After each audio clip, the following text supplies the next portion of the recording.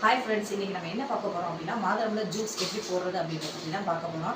மாதுளம்பழ ஜூஸுக்கு தேவையான பொருள் என்னென்ன தேவைன்னா, மாதுளம்பழம் 3 மாதுளம்பழத்தை எடுத்து நம்ம சின்ன சின்ன பீஸாக கட் பண்ணி அதை உரிச்சு வச்சுருக்கோம். பாருங்கள், மாதுளம்பழத்தை நல்லா கட் பண்ணி நல்லா 3 மாதுளம்பழத்தை உரிச்சு வச்சுருக்கோம். மிக்ஸி ஜாரை எடுத்து வச்சுருக்கோம். அதுக்கப்புறம் என்ன பண்ணி வச்சுருக்கோம் அப்படின்னா, பாலை காய்ச்சி ஆற வச்சு எடுத்து வச்சுருக்கோம். பசும்பாலை காய்ச்சி ஆற வச்சு நம்ம எடுத்து வச்சுருக்கோம். இப்போ நம்ம ஜூஸ் எப்படி போடுறது அப்படின்றத பற்றி பார்க்க போகிறோம். மாதுளம்பழத்தில் பாருங்கள், மிக்ஸி ஜாரை எடுத்தாச்சு. இதெல்லாம் மாதுளம்பழத்தை அப்படியே உரிச்சு வச்ச மாதுளம்பழத்தை உள்ளே போடுறோம். உள்ளே போட்டுட்டு சுகர் ஆட் பண்ணுறோம். சுகர் எடுக்க போகிறோம். சுகர் எடுத்து உங்களுக்கு எவ்வளோ தேவையோ ஆட் பண்ணிக்கிறீங்க. எனக்கு கொஞ்சம் சின்ன குழந்தைங்க குடிக்கிறதுனால கொஞ்சம் சுகர் வந்து அதிகமாக தான் ஆட் பண்ணுவேன். 2 3 4 ஸ்பூன் ஆட் பண்ணியிருக்கேன். ஓகே, நெக்ஸ்ட்டு பாலை ஊற்றிக்கிறணும். பாலை ஊற்றிக்கிறங்க, தேவையான அளவு பால்.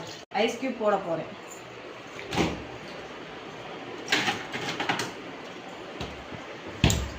பாருங்க, கட் பண்ண தேவையான அளவு ஐஸ் க்யூப் எடுத்தாச்சு. எடுத்து அதில் ஆட் பண்ணுறோம். ஐஸ் க்யூப் போட்டாச்சு. இப்போ மிக்சியை வந்து ஜூஸில் போட்டாச்சு எல்லாத்தையும். இப்போ மிக்ஸி ஆன் பண்ண வேண்டியதான். மிக்ஸி ஆன் பண்ணி போட்டு அரைச்சி எடுத்தால் ஃப்ரெஷ்ஷான ஜூஸ் பண்ண போகிறோம். அரைச்சாச்சு, ஜூஸை அரைச்சாச்சு. இப்போ பாருங்கள் ஜூஸ் என்ன கன்சிஸ்டன்சி இருக்குன்னு. இப்போ பாருங்கள், நல்லா அரைச்சாச்சு. இப்போ சர்வ் பண்ணி கொடுக்க வேண்டியதான் நம்ம.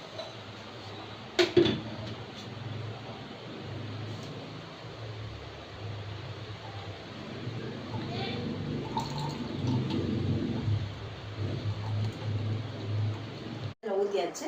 இப்போ தேவையான அளவு உங்களுக்கு மறுபடியும் ஐஸ் க்யூப் தேவை அப்படின்னா போட்டுக்கலாம். நான் 2 க்யூப் மட்டும் போட்டுக்கிறேன். போட்டாச்சு. போட்டுட்டு ஒரு ஸ்ட்ரா போடுறோம். நல்லா இருக்கும் ஃப்ரெண்ட்ஸ், நீங்களும் இதை ட்ரை பண்ணி பாருங்கள். பால் ஊற்றி சாப்பிட்றதுனால ரொம்ப டேஸ்ட்டாக இருக்கும். குழந்தைகளுக்கு நல்லாயிருக்கும். லைக் பண்ணுங்கள், ஷேர் பண்ணுங்கள், கமெண்ட் பண்ணுங்கள் ஃப்ரெண்ட்ஸ்.